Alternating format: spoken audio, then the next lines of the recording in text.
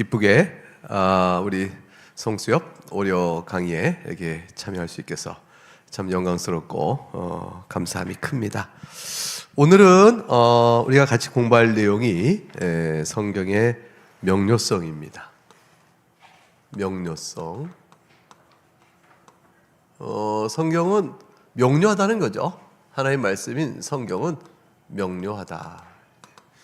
그러니까 어떤 뜻이 되냐면 알 수 있다는 것입니다. 알 수 있다. 알 수 있다. 성경을 읽어서 성경 뜻이 뭐지? 모르겠는데? 이렇게 되지 않고 성경은 읽으면 그걸 알 수 있다. 내용이 뭘 말씀하는지 알 수 있다는 거죠. 성경에는 메시지가 있어요. 메시지. 하나님께서 주시는 메시지죠. 하나님께서 우리에게 알게 하시는 메시지가 있습니다. 여러분, 성경을 통하여 하나님께서 우리에게 알게끔 해주길 원하시는 메시지의 중심에는 뭐가 있을까요? 그 중심에, 메시지 중심에는 예수 그리스도께서 계십니다.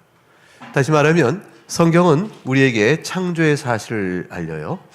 그런데 이내 곧 창조의 사실은 그 영광스러운 창조가 타락의 사건으로 이어지면서 결국 예수 그리스도의 구원 사건이 성경 전체의 핵심적인 주제가 되어집니다.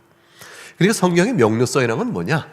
그래서 뭐냐면 하나님께서 창조하시고 타락한 이 세상에 예수 그리스도로 말미암아 구원을 이끄시는 하나님의 말할 수 없는 사랑이죠. 하나님의 사랑을 그리스도 안에 나타나신 바를 우리로 하여금 알게 해주는 것이 중심 메시지입니다. 그래서 하나님께 그 사랑을 결국 창조해서 이 세상을 새롭게 하시는 새로운 창조의 귀한 역사로 우리를 이끌어 가시는 것으로 성경 전체가 구성되어 있죠.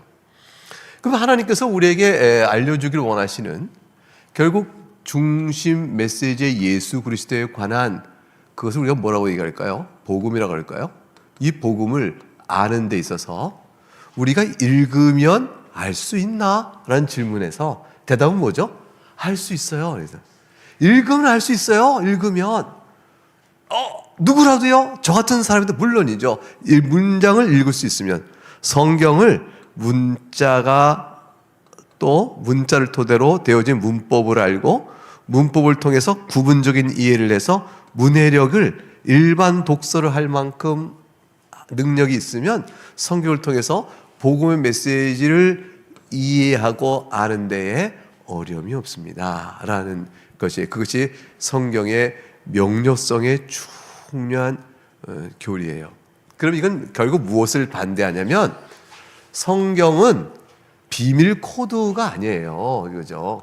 성경을 비밀 암호집 그런 거 아닙니다. 라는 거예요. 그래서 누가 성경을 갖고 왔는데 이 성경이야말로 하나님의 말씀인데 이 성경은 누구나 읽을 수 있는 것이 아니고 비밀스러운 것이요 암호가 있으므로 오직 암호를 해독하는 암호 해독자의 힘이 필요합니다. 이게 누굽니까? 나예요, 나라고 말해서 나를 통해서만 성경을 풀 수 있어요 라고 말하는 그런 비밀한 책이 아니라는 거예요.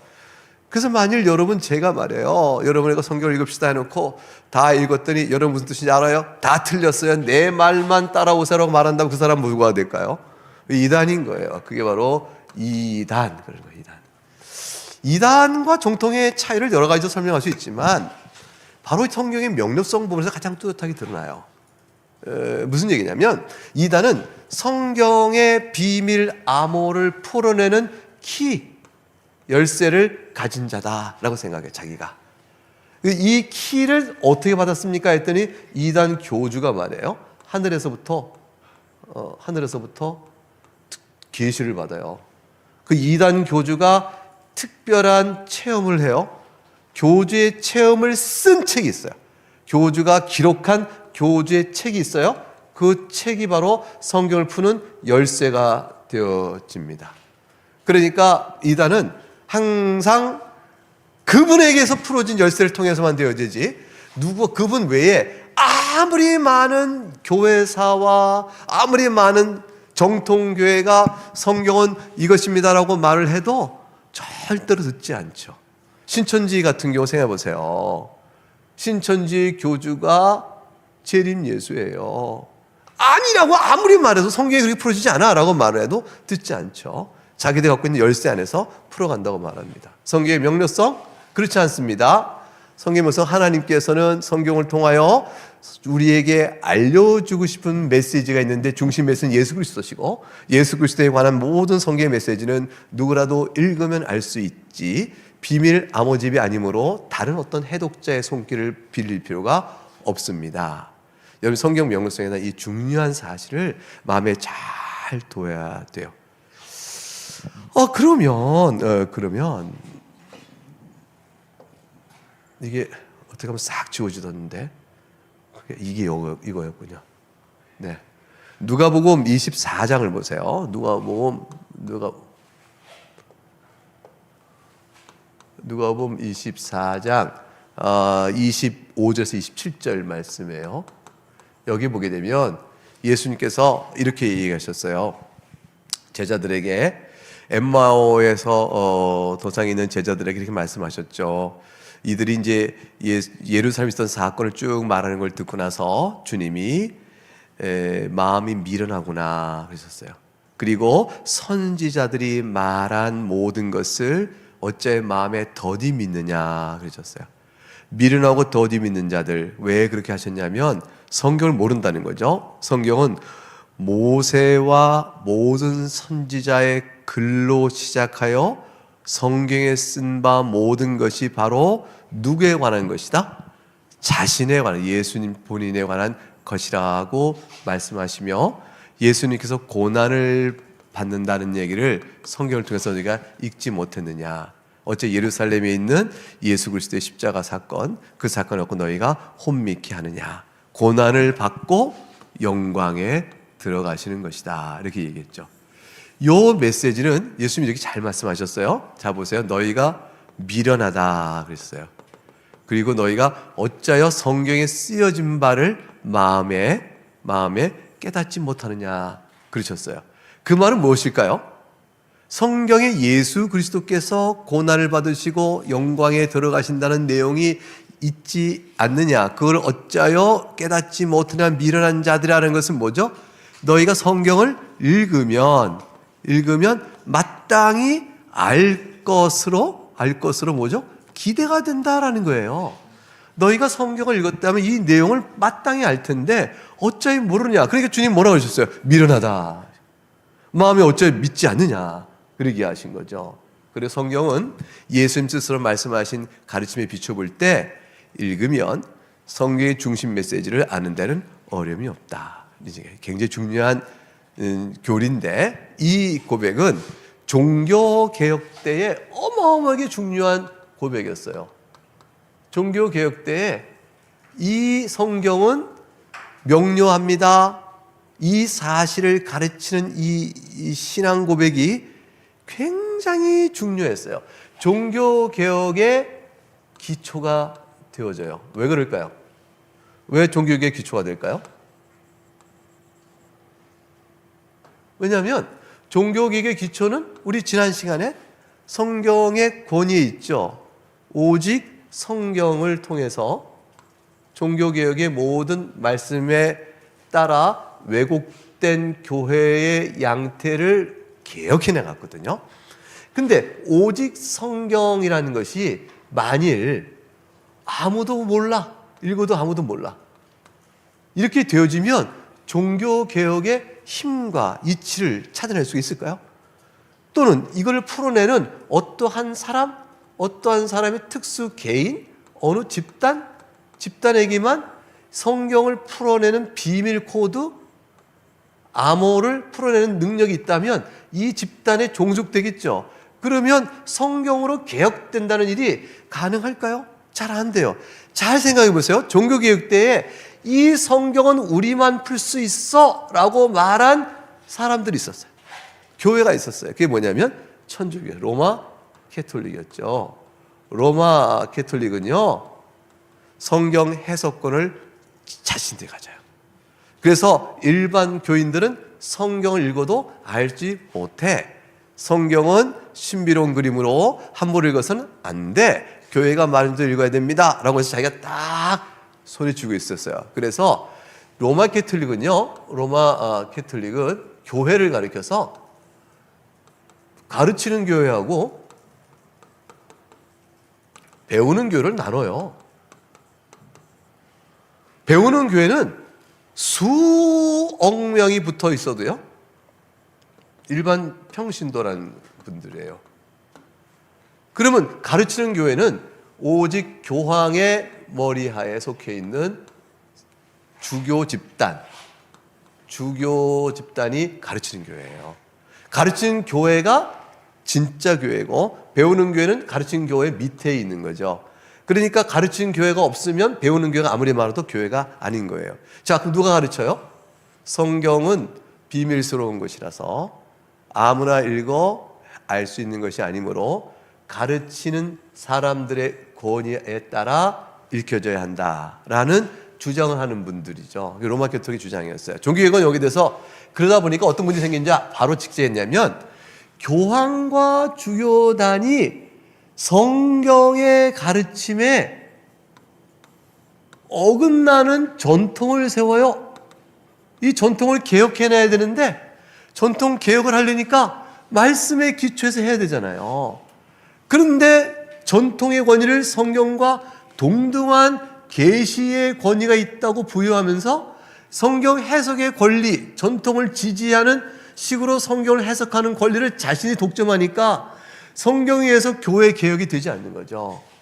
종교 개혁은 그러다 보니까 어떻게 종교가 이루어지냐, 그 기초는 오직 성경에 있는데, 성경에 있는 권위에 대한 주장을 넘어서서 성경은 당신들만 알고 있는 것이 아니에요. 성경은 누구라도 하나님 주신 메시지는 누구라도 읽으면 알 수 있어요 라는 중요한 가르침 위를 딱 잡게 된 거예요. 그래야 그 성경에 맞지 않잖아요 라고 말할 수 있는 권리를 갖게 되는 거고, 그래야 아니 목사님, 아니 신부님, 성경 이런데 왜 그렇게 가르치세요? 라고 말할 수 있는 이의제기가 되는 거죠. 교회가 개혁될 수 있는 기반은 성경 자체의 권위에 대한 고백과 동시에 성경은 누구라도 읽어서 내용을 알 수 있습니다라는 명료성의 고백이 함께 가야 하는 것이죠. 그래서 종교개혁에서는 성경의 명료성 교리는 아주 중요한 교리였던 겁니다. 그렇겠죠?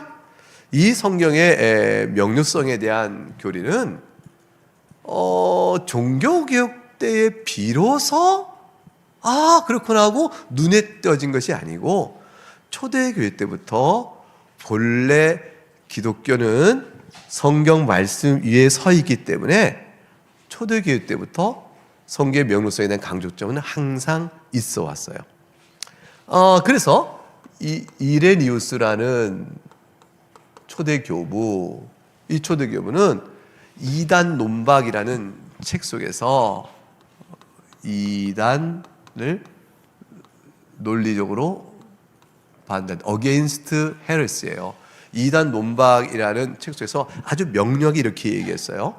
성경 전체가, 선지서나 그리고 복음서는 모든 사람이 명확하고 모호하지 않게 조화를 이루어 이해할 수 있는 겁니다. 이렇게 얘기했어요. 이레니우스가 성경 전체는 선지서나 복음서나 모든 사람들이 모호하지 않게 조화를 이루어 이해할 수가 있는 것입니다.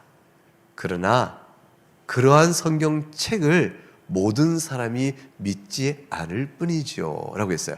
그래서 성경을 믿지 않는 까닭은 성경 자체에 문제가 있는 게 아니라 뭐라고 말해준 거죠? 사람에게 문제가 있다는 거예요. 왜냐하면 성경은 그 자체가 복음서건 선지서건 모든 게 조화롭게 이해될 수 있는 책이기 때문에 이것을 읽으면 성경이 그런 책임으로 이해할 수 있는데, 모든 사람이 믿지 않습니다. 사람에게 문제가 있는 거죠 라고 말했어요. 성경의 명료성을 잘 설명했죠. 어거스틴이 있어요. 아우구스티누스라고 말하는데 라틴어로 발음은 그렇게 되죠. 영어적으로 우리가 보통 어거스틴 많이 알려져 있죠. 어거스틴도 뭐라고 설명했냐면 이렇게 설명했어요. 성경은 성령 하나님께서 성경을 작성하도록 계획을 세우셨는데 성경이 읽다 보면 쉬운 구절이 있어요. 또는 좀 어려운 구절이 있어요. 이건 성경에는 쉬운 구절과 어려운 구절이 있다는 것은 우리가 다 압니다 라고 얘기한 거예요. 그런데 쉬운 구절을 만들면 우리의 영적인 진리의 굶주림, 영적인 진리의 굶주림을 쉬운 구절로 채워주시고, 어려운 구절을 만나면 우리의 교만을 깨고 우리로 하여금 하나님 앞에서 겸비케 합니다. 그랬어요. 그래서 하나님께 뭐라면 기도하여 알 수 있게 하옵소서 하여 성경에는 어려운 구절도 있다. 그러나 어려운 구절이 있다고 해서 성경 말씀을 이해하지 못하는 것이 아니다 그랬어요. 왜 그러냐면 중요한 얘기죠. 쉬운 구절 때문에 그래요. 쉬운 구절의 가르침을 깨닫고 나면 어려운 구절에 모르고 있던 부분을 나중에 겸비하게 기도하여 구할 때에 연결되어져서 이 말씀이 이것이다 하고 풀어지고 알게 되는데 그 알게 되는 내용은 따지고 보니까 다 쉬운 구절에서 배운 거란 얘기예요. 그래서 이렇게 얘기해요. 어려운 구절을 만났을 때 이해하지 못했던 것을 나중에 알게 된 것 가운데 쉬운 구절에서 몰랐던 것은 하나도 없다. 그러니까 어려운 구절 때문에 모르는 것이 있어서 쉬운 것이 알려준 내용에도 불구하고 성경의 메시지는 알 수 없어 라고 말하면 된다 안 된다? 안 된다는 거예요. 어려운 구절의 내용을 나중에 겸비하여 주 앞에 기도하고 깨닫게 되는 부분이 있다면 알고 보면 쉬운 구절 다 알았던 내용이었구나 하고 연결된다는 거죠. 굉장히 중요한 얘기죠. 성경은 어려운 구절이 있어요? 있습니다. 그러나 그것은 겸비케 할 따름이죠. 그것 때문에 성경 전체의 진리를 우리가 하나님이 우리에게 말씀하고자 하는 바를 몰라요 라고 할 만한 이유는 전혀 없다. 오히려 그것들도 풀어주고 나면 쉬운 것에서 명료하게 안 것과 같을 따름이다. 이렇게 얘기했죠. 성경은 우리에게 명료하다라는 사실입니다. 그런데 그럼 질문을 해보는데 질문 있습니다. 그렇게 성경이 명료하다면 어찌하여 교파가 다릅니까? 라는 거죠. 왜 루터파 다르고 장로교 개혁파 다르고 왜 다른 파들 다 있어서 왜 성경이 명료한데 교파가 다르죠? 그렇게 물어볼 수 있죠. 왜냐하면 교파의 차이는 뭐에서 와요? 신학의 차이잖아요. 신학의 차이가 나니까 교파 차이가 생기거든요. 그러니까 신학은 왜 차이 나요? 그럼 성경의 이해가 달라서 그런 거 아닐까요? 그러면 성경이 명료하다면 왜 신학의 차이가 있으며 왜 교파 차이가 생길까요? 라는 거예요. 저 여기에서 우리는 이제 두 가지 점을 생각해야 되는데 성경의 모든 부분이 다 간단하고 쉽지는 않아요. 아까 말씀드린 것처럼 다소 어려운 구절도 있어요.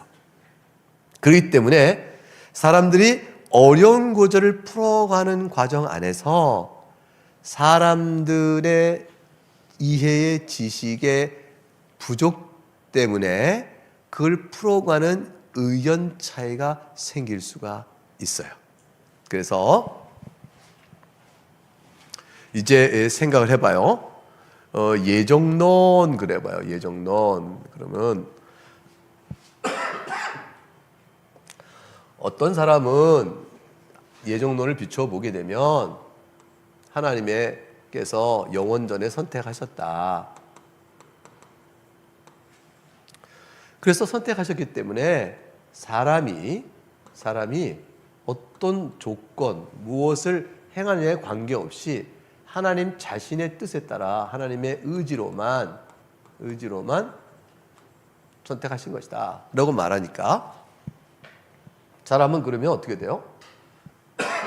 영원전에 예수 그리스도 안에서 선택되어졌으니 그가 야곱이건 에서냐? 그럼 에서는 내가 미워하고 야곱은 내가 사랑했다라는 식으로 선택이 이미 되니까 결정되어졌다. 이렇게 생각을 하죠. 그러면 이게 장로교적 예정론이 될 수 있어요. 선택 예정이 되어져요. 장로교 선택 예정에 따르면 야곱이 무엇을 행하기도 전에 에서가 무엇을 하기도 전에 하나님께서 야곱을 사랑하고 에서는 미워했다라는 말로 하나님께 예수 그리스도 안에서 영원한 선택이 이루어졌다고 보는 내용이죠. 그러면 다 장로교 개혁신학의 예정론을 교회가 다 받아야 되잖아요. 근데 여러분 알고 있지만 장로교 개혁파의 예정론을 안 따라가는 교파가 있어요. 어떤 교파가 그래요? 감리교는 그렇게 생각하지 않아요. 성결교도 그렇게 생각하지 않아요. 순복음도 그렇게 생각하지 않고요. 침례교환도 일부는 그렇게 생각하지 않아요. 침례 이렇게 생각하는 사람들이 침례교는 입장이 둘로 나눠져 있는데 왜 그럴까? 그분들은 이렇게 생각하는 거죠. 하나님께서 야곱을 사랑하신 것도 맞고요. 에서를 사랑한 것도 맞는데 야곱의 개인을 사랑한 게 아니라 야곱과 같은 사람을 사랑한 거예요. 라고 이거를 하나의 부류로 봐요. 부류. 타입으로 보는 거죠. 타입. 그러니까 야곱과 같은 자는 내가 사랑하고 에서와 같은 자는 내가 미워한다. 이렇게 이해하면 야곱과 같은 자인가를 보고 하나님 선택하시게 되는 거예요. 그렇죠. 그럼 사람을 보시고 선택하게 되는 거잖아요. 그렇게 생각하는 사람들이 있어요. 그래서 이렇게 생각하고 저렇게 생각하는 예컨대 소위 장로교는 하나님께서 미리 예정하시고 예정한 사람에 따라서 누가 구원을 받을지 하나님이 아시는 거야. 하나님의 의지에 따른 선택이 먼저고요. 그 누가 구원을 받을지 아시는 것은 의지의 선택의 뒤에 따라와요. 이렇게 설명하는데 반대 입장에서 예컨대 이제 감리교를 해보십시다. 감리교 같으면 아닌데 예지 예정인데 이렇게 생각할 수 있어요. 이게 무슨 말이냐면 하나님께서 미리 사람이 어떤가 야곱 같은 부류인가 에서 같은 부류인가 미리 보시고 야곱 같은 부류의 사람이면 내가 선택하지 이렇게 하신 거라고 보는 거죠. 그래서 하나님의 선택은 조건적이다. 미리 보신다. 이렇게 생각한 거예요. 자, 신학이 서로 다르죠? 요 신학이 다른 까닭은 뭘까요? 이 부분이 성경에 관해서는 예수 그리스도로 말미암아 구원에 이르는 핵심적 메시지의 내용에서 조금 더 사고를 연장시키는 것이에요. 그러니까 성경의 핵심 메시지가 있어요. 거기서 추론해 나가는 논리성의 신학 부분에 속하게 된 바운더리에 있으면서 요 바운더리에 신학의 차이가 생겨요. 그 신학의 차이가 교파의 차이를 낳을 수 있게 된 거예요. 그러면은 저는 장로교 목사니까 나는 논리적 추론상 성경 전체로 볼 때 이게 야곱 개인을 선택했다 이 말이 맞는 것 같은데 어떤 목사님 아니에요 야곱 같은 사람을 본 거예요 이렇게 의견차가 생겨요. 의견차 생기지만 똑같이 뭐는 확신이 있냐면 인간이 타락했고 예수 그리스도 외에는 구원이 없습니다. 똑같은 고백을 하는 거죠. 그리고 오직 성경으로 해야 됩니다. 오직 그리스도뿐입니다. 오직 믿음뿐이에요. 구원받는 일은 똑같은 외침 속에 손을 딱 잡아요. 종교개혁이 이루어지는 거죠. 그러니까 종교개혁의 범위 안에서 신학의 차이는 있을 수 있는 건데 그것은 성경의 명료성을 해치는 게 아니에요. 성경의 명료성의 메시지는 여전히 뚜렷하게 있으면서 자 보세요. 삼위일체 하나님 삼위일체 이 삼위일체 하나님이 어때요? 얼마나 어려워요. 어렵지만 삼위일체 하나님은 뚜렷한 성경의 핵심 메시지예요. 이건 얼마나 어려운 교리예요. 그렇지만 핵심 메시지에 속해 있기 때문에 아무도 삼위일체에 대해서는 이의가 없어요. 그러니까 성경의 명료성은 우리가 꼭 알아야 될 하나님과 그분이 하신 일에 관하여 우리가 알아야 될 필수적인 핵심 내용에 있어서는 누구라도 읽으면 알 수 있도록 하신다는 의미에서 조금도 흔들림이 없어요. 뭐에도 불구하고 신학 차이로 인한 교파 차이가 설령 있다 할지라도 결국은 신학 차이와 교파 차이는 성경 자체의 문제가 아니고요. 사람이 성경을 이해가는 우리 이해력의 차이예요. 이해력의 차이예요. 이거는 좀 슬프게도 사람이 이제 중생 후에 우리에게 어떤 변화들이 오죠? 어떤 변화가 뭐냐면 우리가 타락해서 우리가 영적으로 어두움에 들어가요. 그리고 지혜가 없고 미련합니다. 그리고 거짓과 허망한 것을 옳다고 생각해요. 근본적으로 하나님을 싫어합니다. 그리고 하나님을 대적합니다. 이러한 상황에서 중생자에게 어떤 일이 벌어지냐면 성령 하나님에 의해서 진리를 깨닫는 명료한 이해가 우리한테 주어져요. 그 성령의 이해로 인해서 그래서 우리가 말씀을 알게 되는 거예요. 하나님의 말씀을 그렇구나 하고 말씀을 깨닫는 놀라운 감동들이 와요. 그런데 이게 완전하진 않은 거예요. 왜냐하면 중생자에게도 타락으로 인한 영적 어둠으로 인한 원죄, 다시 말하면 부패한 본성의 흔적이 남아 있어요. 그래서 중생자가 도덕적으로 완전한가요? 아니잖아요. 중생자가 도덕적으로 불완전한 것처럼 지적으로도 불완전해요. 적어도 하나님의 영적 사실을 아는 데서도 불완전한 측면이 있게 되어져요. 그 인간의 이 측면 때문에 우리는 성경을 읽을 때 성경에 조금 어려운 난해의 구절을 만나면 우리는 이 차이 때문에 이게 뭐지? 라고 물어볼 수밖에 없는 한계성이 등장해요. 만일 우리가 완전해진다면 성령 하나님께서 성경을 쓰셨던 그 내용대로 우리가 완전하다면 다 이해할 수가 있죠. 그러니까 성경의 명료성에 있어서 때때로 우리가 어려운 구절을 만난다라는 것은 우리가 그 어려운 구절 이해함에 있어서 우리에게 남아있는 연약성이라 할까요? 우리의 불완전성 이런 것들이 영적 사실을 아는데도 여전히 부족하여 그러하기도 하다. 그래서 두 가지 측면을 말씀드린 거죠. 하나는 우리의 근본적 중생자에게 있는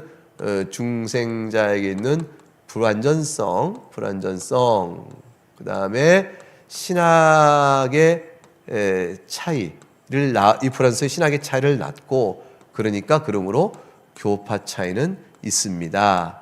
그러나 이 교파 차이가 성경의 명료성을 부정하는 것이 아닙니다.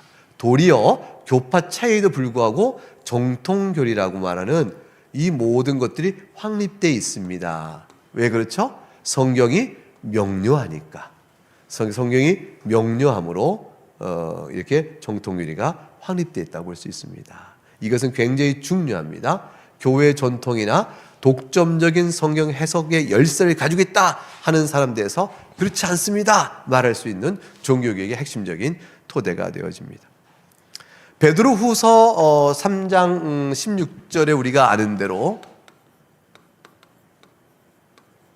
3장 16절에 사도 바울이 이런 말씀하셨죠.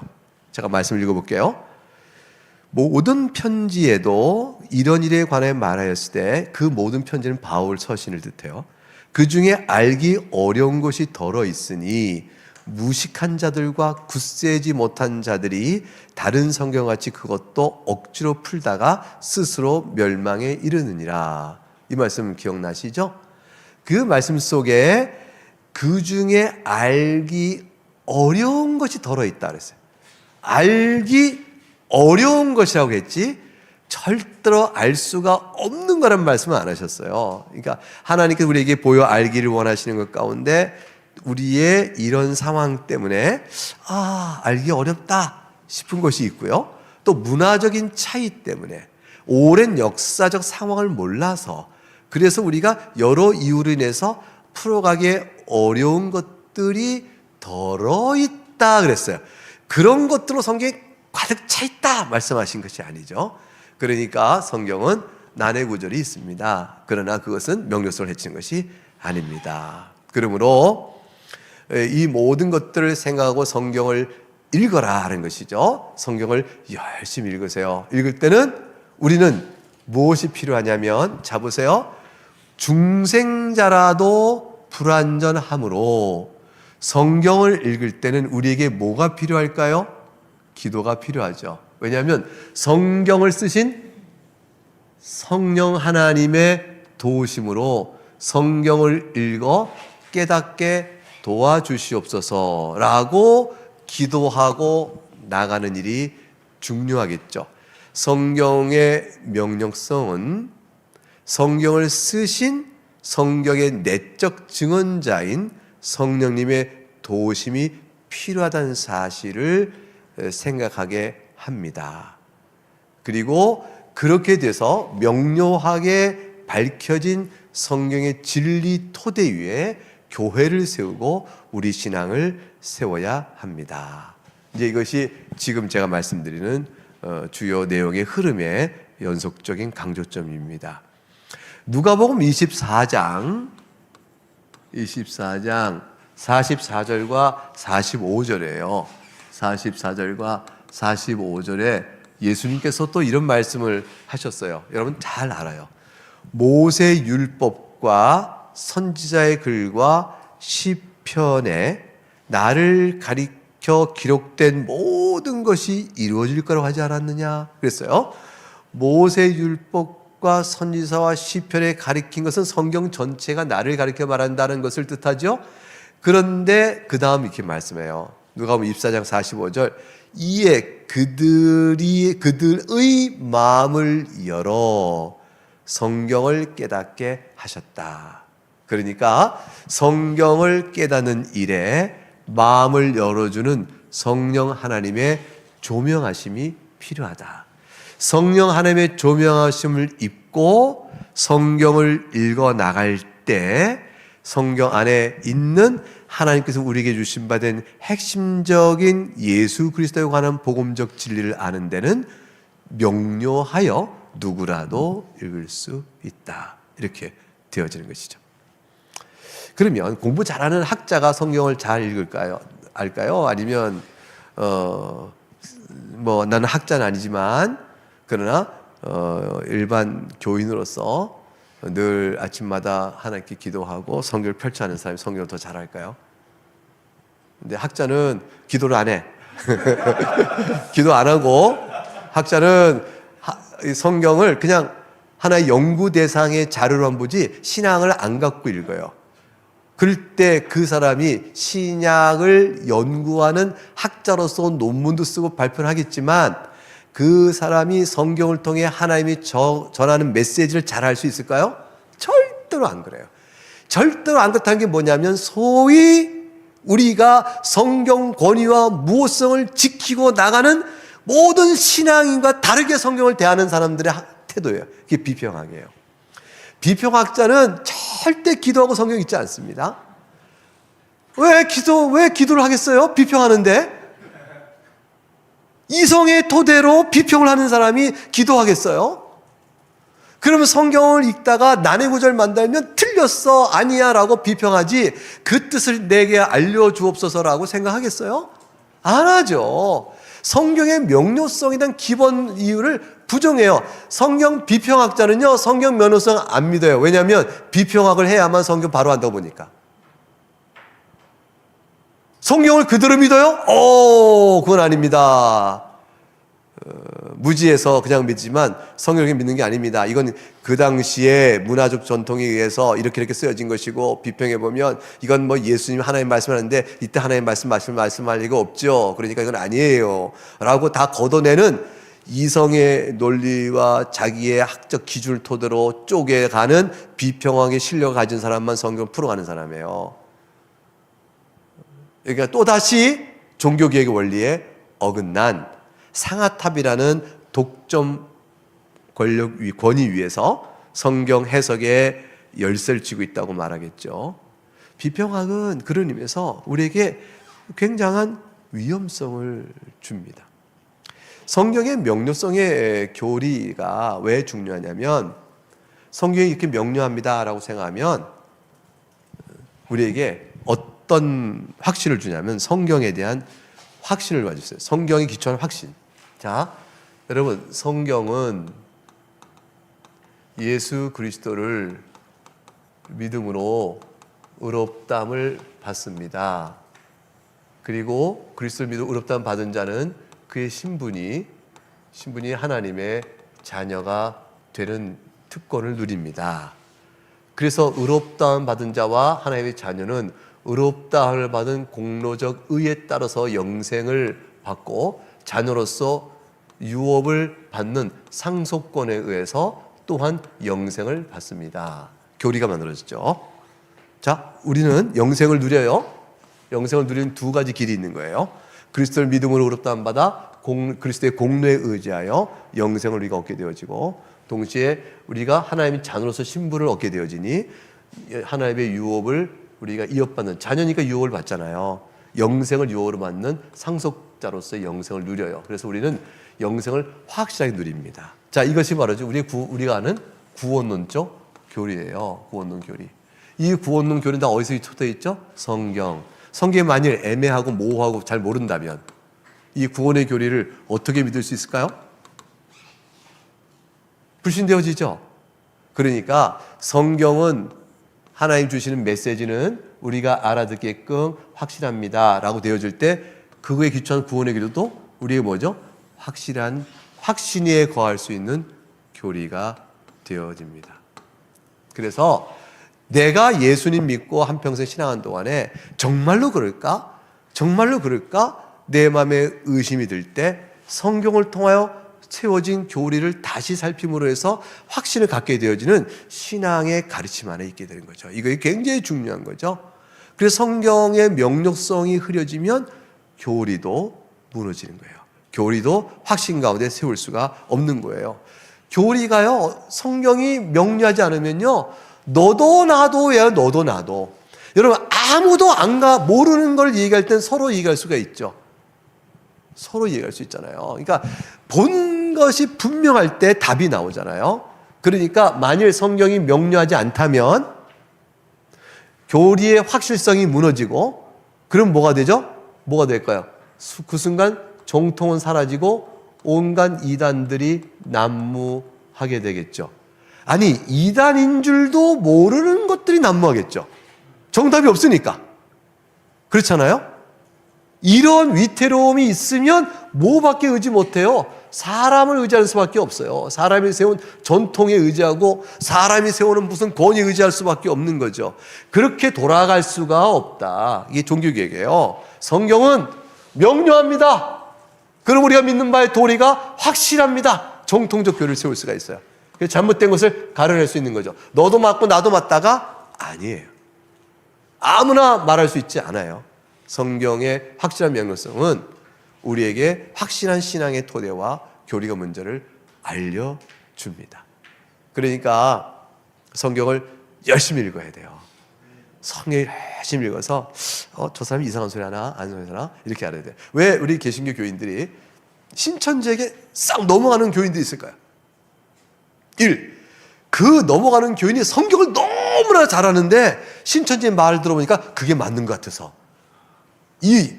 넘어가는 교인이 성경을 전혀 잘 모르다가 신천지를 만나니까 그게 맞나? 그래서 자, 1번과 2번 어느 거예요? 2번이죠. 성경을 잘 모르니 신천지의 말이 맞나? 하고 넘어가는 거예요. 성경을 잘 알면 신천지 말이 틀렸구나를 쉽게 알아요. 성경이 뭐예요? 명료성 때문에. 성경의 명료성에 따른 가르침이 분명하니까. 성경은 두 가지 방식으로 읽어야 돼요. 명료하려면 첫째는 처음부터 끝까지 1년에 한 번 일도가듯이 쭉 읽는 전체를 읽은 통독이 중요해요.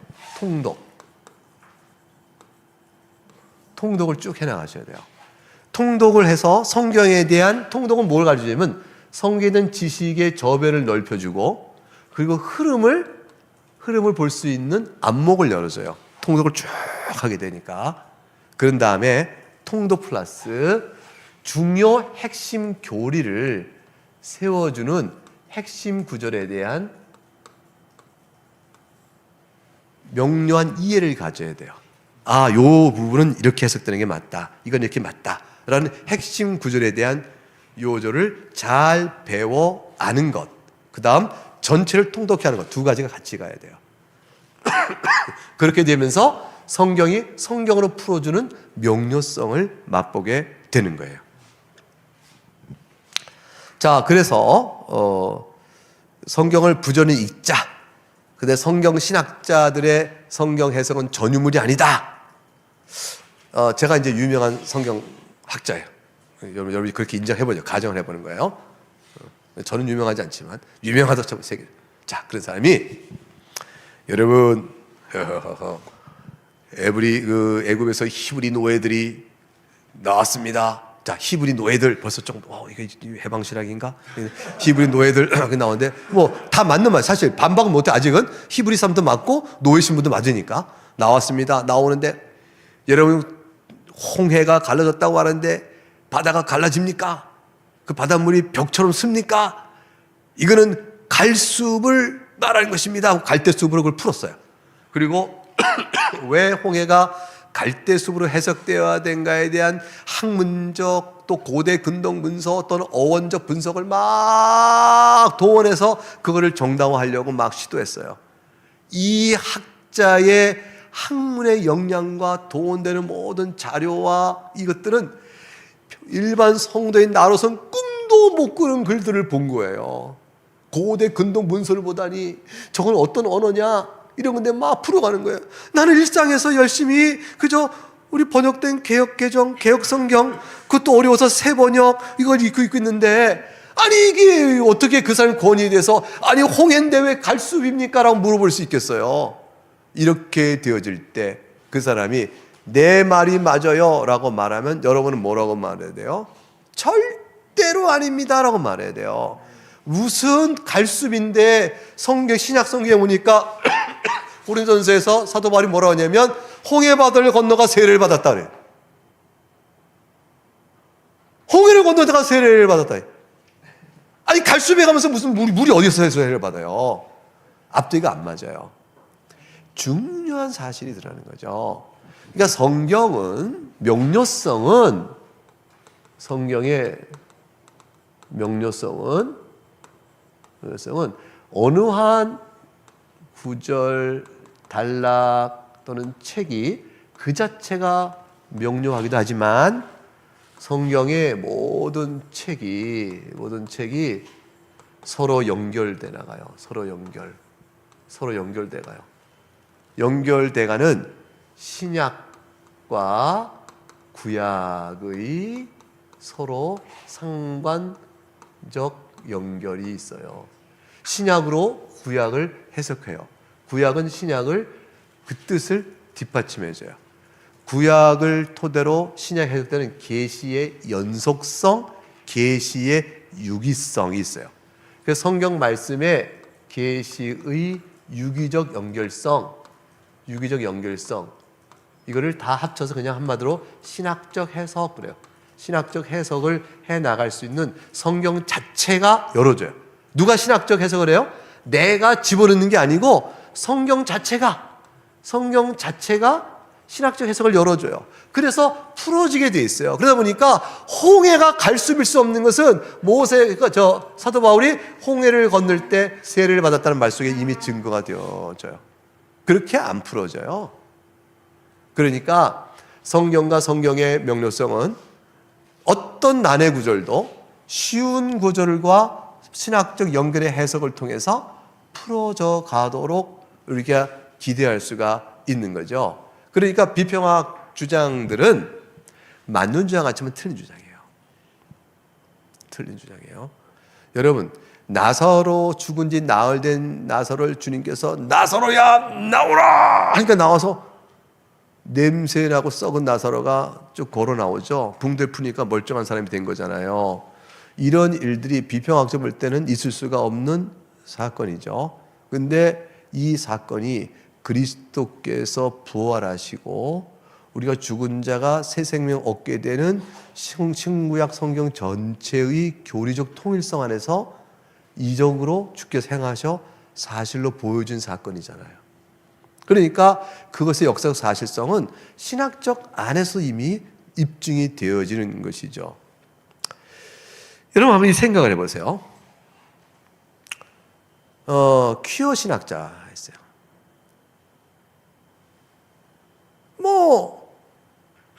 LGBT 플러스 이게 다 성경적으로 지지받는다. 동성애 동성혼은 성경적으로 인정되는 것이다 라고 주장하는 학자가 있다고 생각해보자고요. 있죠, 그런 사람들이. 근데 그분들이 이제 우리가 얘기하다 보면 그 성경이 안 맞으니까 기독교적이 아니에요. 그 틀린 거예요. 그러니까 그렇게 말씀하시면 안 돼요 라고 말했더니 성경을 잘못 봤다고 큰 소리를 치면서 우리를 가르치려고 그래요. 자, 그러면 우리는 거기에 대한 대응 태세가 뭐냐면 성경의 명료성이에요. 아, 그래요? 왜 그렇게 설명하세요? 이렇게 얘기해서 어떤 사람이 이랬어요. 자, 성경을 보시면 레위기 18장 22절을 보게 되면요, 너무나 분명히 돼 있잖아요. 레위기 18장 22절. 레위기 18장 22절을 보게 되면 너는 여자와 동침함 같이 남자와 동침하지 말라. 여자와 동침함과 같이 남자와 동침하지 말라. 이는 가증한 일이니라. 이렇게 명료하게 동성애적 성의 행위가 하나님께서 옳다 하지 않는다, 가증하다고 말씀하셨어요. 그러면 동성애는 죄예요, 아니에요? 죄죠. 근데 퀴어 신학자는 뭐라고 얘기하는지 아셔요? 성경을 그렇게 읽다니. 그래서 이렇게 얘기해요. 레위기 11장 9절을 보라. 레위기 11장 19절과 22절을 보라는 거예요. 레위기 11장 9절과 12절. 레위기 11장 9절과 12절. 여기 보게 되면, 자, 제가 읽어드리겠죠. 보세요. 물에 있는 모든 것 중에 너희가 먹을 만한 것은 이것이니 강과 바다와 다른 물에 있는 모든 것 중에서 지느러미 있는 것, 지느러미와 비늘 있는 것은 먹되. 하나님 가리셔요. 물에서 움직이는 모든 것과 물에서 사는 모든 것, 곧 강과 바다에 있는 것으로서, 자, 지느러미와 비늘이 없는 것은 먹지 마라. 이건 가증하다 그랬어요. 그러면 지느러미와 비늘 없는 모든 것에 속한 물에 사는 것은 어떤 것이 있을 수 있을까? 그 중에 여러분 새우 좋아하세요? 중국 요리집에 가서 칠리 새우. 맛있죠. 너무 좋죠. 짜장면에 칠리 새우면 그냥 깜빡 가는 거잖아요. 그거 먹으면 안 돼요. 미안하죠. 왜 비늘러미와 지느러미와 비늘이 없잖아요. 그래서 새우, 랍스터, 크랩 이런 거 금지된 식품이 되는 거예요. 그런데 이 퀴어시안이 이렇게 말하죠. 이것 보시오. 레위기 11장에서 랍스터도 먹지 못하게 금하고 있지 않느냐. 근데 레위기 18장에서 남자와 동침하는 것, 즉 동성애를 가증하다 하셨지 않냐. 근데 이것도 먹는 것도 가증하다 하셨다. 그런데 랍스터 좋아하시오? 라고 물어보는 거죠. 자, 그럼 우리 랍스터 먹어요, 안 먹어요? 안 먹어요? 없어서 먹지. 다 먹는단 말이에요. 우린 다 좋아한단 말이죠. 마찬가지로 이것도 예스야 라고 얘기하는 거죠. 똑같이 레위기에서 가증하다 하셨는데 왜 랍스터는 잘 먹으면서 남자와 동침을 가정하다 해서 남자의 동침 자체는 왜 못하게 해? 성경을 어떻게 그렇게 해석하나? 이거는 구약에서 문화적 그때 고대 문화 안에서 이스라엘 향한 하나님의 제한적인 명령이고, 진짜 중요한 것은 남자와의 동침의 문제가 아니고 부정행위야. 부정, 신뢰를 깨는 것. 그래서 남자와 동침하더라도 신실한 관계를 유지하지 않으면 죄다. 하나님 그걸 물으시지, 도덕성은 거기에 있는 것이지 남자의 동침에 있는 건 아니야, 이렇게 주장하는 거예요. 제 이 얘기를 제 앞에서 제가 유학 중에 공부하던 학교에서 어느 코스웍을 할 때 그 교수님이 입에서 직접 들었어요.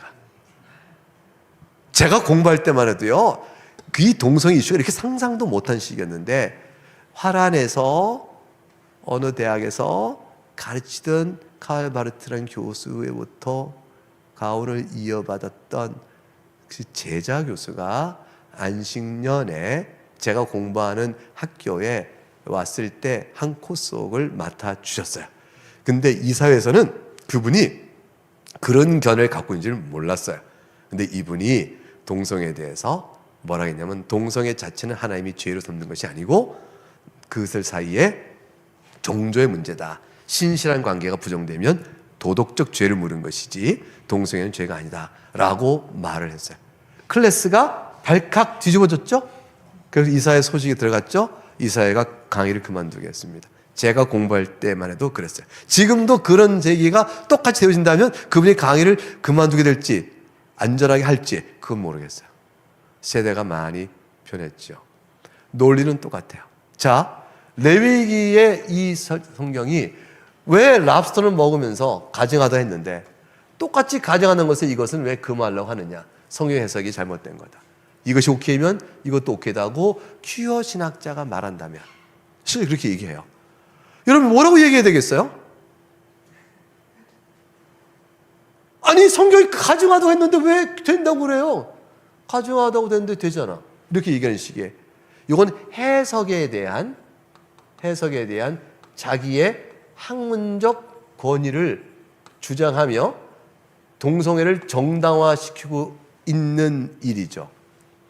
자, 그럼 우리는 뭘 물었냐면, 근데 이 해석 방법론이 맞아요? 해석의 방법론이 맞아요? 이렇게 물어야 될 거 아니에요. 당신이 학자면 학자지. 자, 해석 방법은 맞아요? 질문을 쫙 해보는 거죠.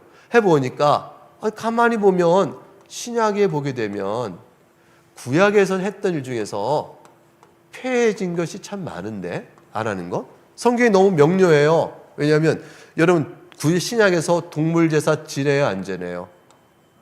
안 지내잖아요. 이거 명료하잖아요. 동물 제사 지내면서 예수 앞에 나와 히브리서 뭐라고 그랬어요?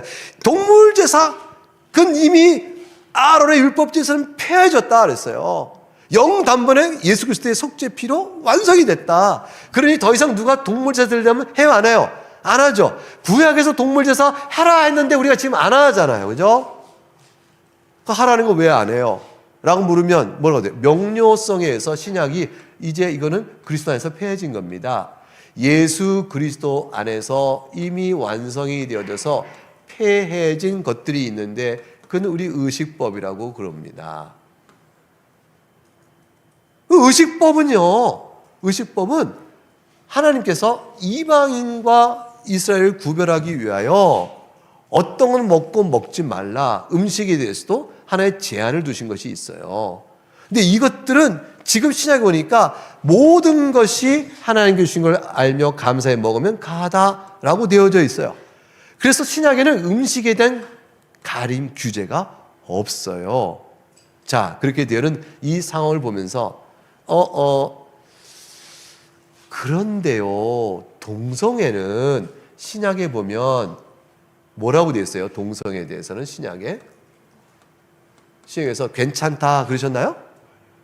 가증하다 그러셨죠? 하나님 나라에 들어가지 못한다 그랬어요.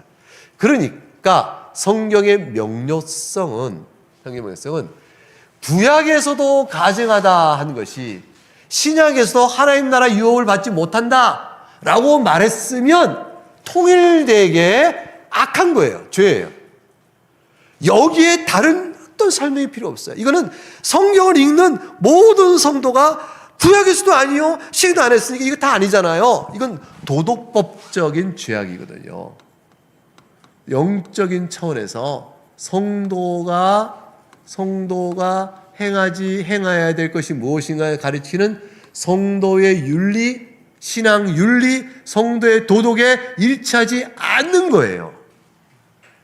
그러니까 이거는 명료한 거예요. 명료하게 금지되어져 있는 것입니다.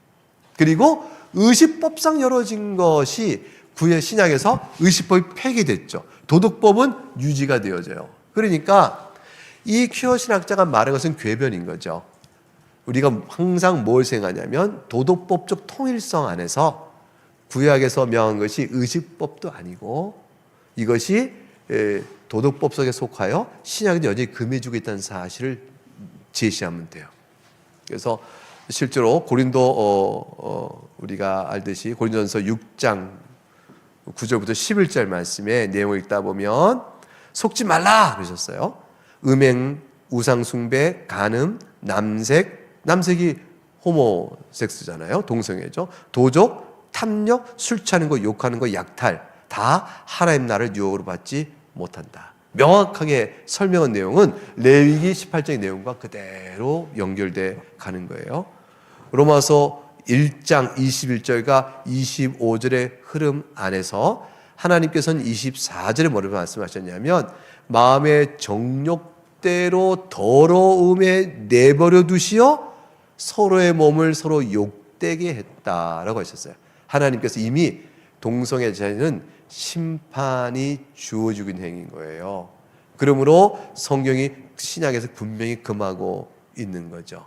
그래서 성경에서 계속 금해주고 있는 것이 신약에서 반복되고 있다는 것은 이미 성경의 명료성에 그쳐요. 어떠한 퀴어신학 별 이름을 대도 그가 학자의 권위로 내세워도 우리가 인정할 수 없는 거죠. 따라서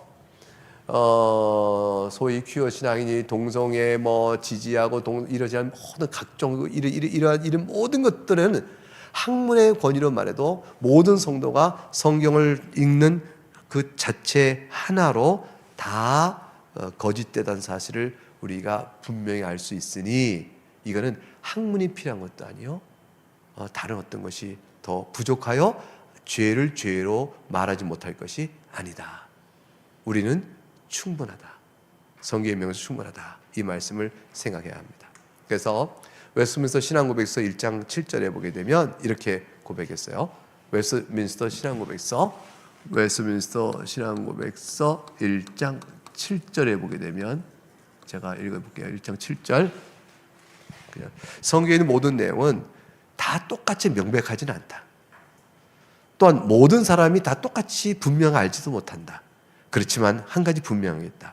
구원받기 위하여 알고 믿고 지켜야 할 필요가 있는 것은 학식이 많은 사람들만이 아니고 그렇지 못한 사람들도 그저 평범한 수단을 적절히 사용해서 읽으면 충분히 이해될 정도로 성경은 명료하다라고 되어 있어요. 그리고 곳곳에 계시가 되어 있다라고 되어 있어요.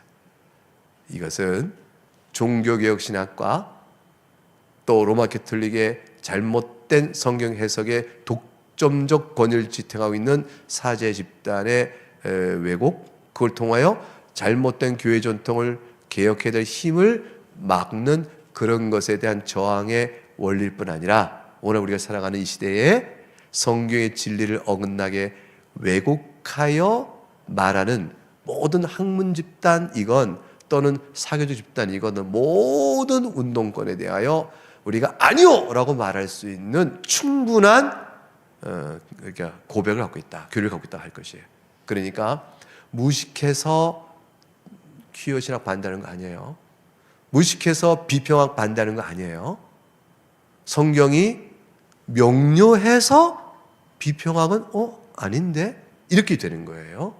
성경이 명료하게 되어 있어서 우리가 그 퀴어 신학 못 받아요 라고 말하는 것이에요. 그래서 우리가 일반 성도로 성경을 읽고 아는 것에 대한 확실한 지식에 대하여 확신을 가지고 자부심을 가지고 담대히 그 믿음의 교훈을 지켜갈 수 있어야 되는 거예요. 진리는 여러분에게 있는 거예요. 성경은 여러분 손에 진리를 전해주고 있는 거죠. 주의 말씀은 내 발의 등이요 내 길의 빛이니이다. 누구에게? 모든 성경이 읽는 성도에게. 오늘 성경의 명료성이 여러분 마음속에 잘 새겨지고 평생 신앙길, 또 우리가 놓여진 시대 상황 속에서 신앙적 싸움을 해나가는데 큰 힘이 될 수 있기를 주의 이름으로 축복합니다. 네, 이걸로 오늘 준비한 강의를 마치겠습니다. 감사합니다.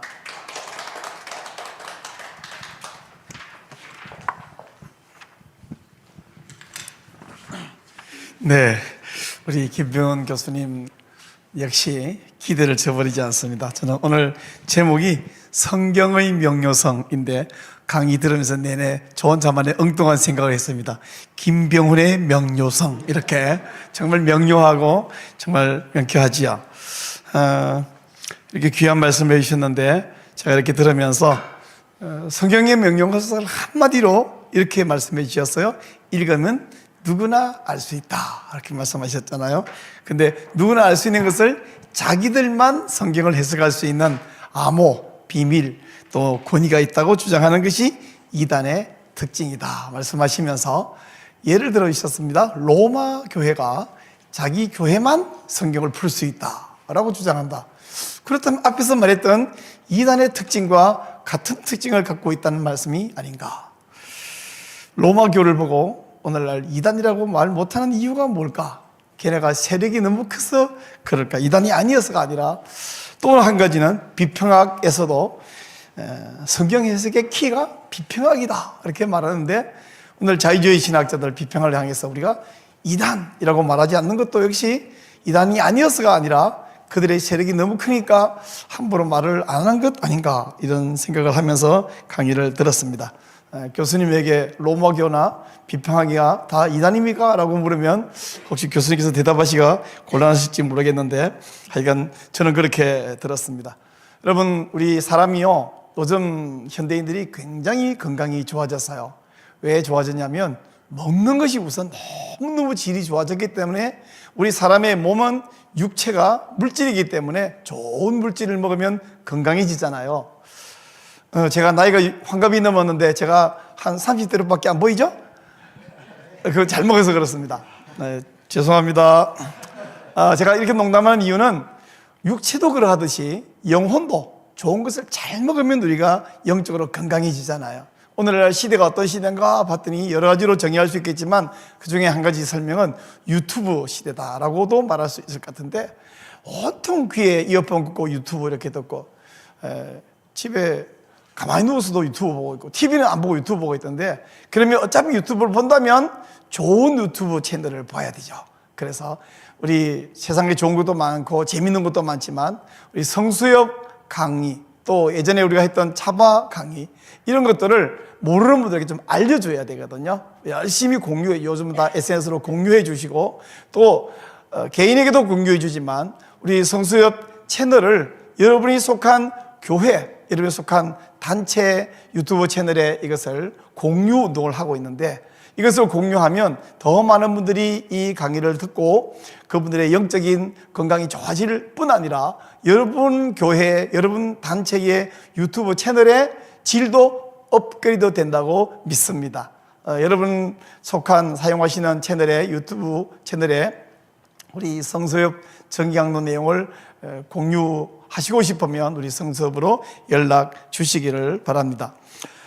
또 우리 성수협이 이 모든 운영하는데 세상의 거는 전부 다 이 물질과 관련돼요. 그래서 많은 재정이 필요한데 그런 기도하는 마음으로 또 헌금도 후원도 많이 해 주시기를 부탁드립니다.